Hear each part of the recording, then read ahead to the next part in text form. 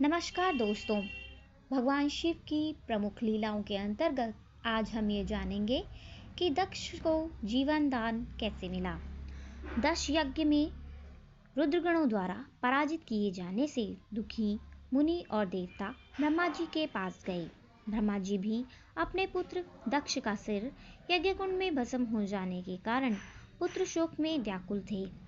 तदनंतर देवताओं और मुनियों को साथ लेकर ब्रह्मा जी भगवान विष्णु के पास गए। ब्रह्मा जी ने भगवान विष्णु से कहा, प्रभो, भगवान रुद्र के आदेश से शिवगणों ने देवताओं का अंग भंग कर दिया तथा दक्ष का सिर यज्ञ कुंड में भस्म करके उनके यज्ञ को नष्ट भ्रष्ट कर डाला।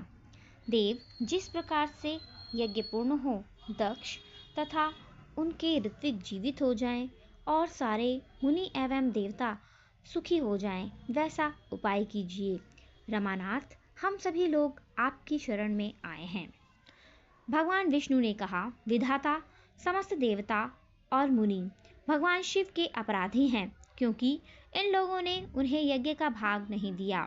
अब तुम लोग शुद्ध हृदय से शीघ्र प्रसन्न होने वाले उन्हीं भगवान महेश्वर को प्रसन्न करने का प्रयास करो। वे क्षण मात्र में कुपित होकर संपूर्ण जगत को नष्ट कर देते हैं। इस समय वे भगवान अपने महादेव अपनी प्राण प्यारी सीता सती के वियोग से दुखी हैं।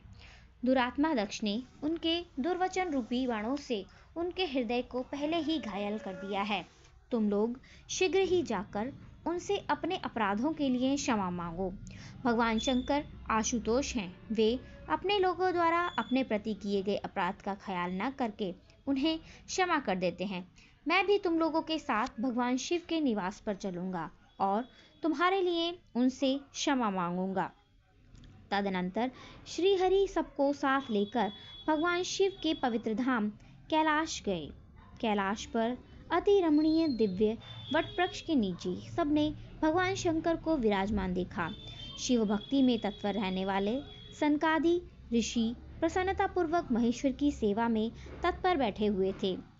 भगवान शिव का श्री विग्रह परम शांत दिखाई देता था। भस्म आदि से उनके अंगों की बड़ी शोभा हो रही थी। इस दिव्य रूप में महेश्वर का दर्शन करके विष्णु सहित सभी देवताओं ने हाथ जोड़कर उन्हें प्रार्थना करते हुए कहने लगे, महेश्वर, आप संपूर्ण सृष्टि के आदि कारक हैं। आपके भय से वायु चलती है, मृत्यु संहार करती है। हे परमेश्वर, हम लोग अत्यंत दुखी एवं दीन होकर आपकी शरण में आए हैं। आप शीघ्र कृपा करके दक्ष के अपूर्ण यज्ञ को पूर्ण कर उसे जीवन दान दीजिए। भग की आंखें, पूषा के तथा देवताओं के अंग पूर्ववत ठीक हो जाएं। हे नाथ, यज्ञ कर्म पूर्ण होने पर जो कुछ शेष रहे वह सब, ऐसा कहते हुए देवता और मुनिगण महेश्वर के चरणों में दंड के समान पड़ गए। ब्रह्मादेव जी, महादेव जी प्रसन्न होकर बोले, दक्ष यज्ञ का विनाश मेरे द्वारा नहीं हुआ। दक्ष स्वयं दूसरों से द्वेष करता था। दूसरों के प्रति किया गया बर्ताव ही अपने लिए फलित होता है, अतः ऐसा कर्म नहीं करना चाहिए। दक्ष का विनाश उसके अहंकार द्वारा हुआ है। मैं बालक समझकर उसके अपराध को क्षमा करता हूँ। भगवान शिव ने ऐसा कहकर देवताओं और मुनियों के अंग ठीक कर दिए। दक्ष के सिर की जगह बकरे का सर जोड़कर उसे जीवन दान दिया और दक्ष यज्ञ को संपन्न करा दिया।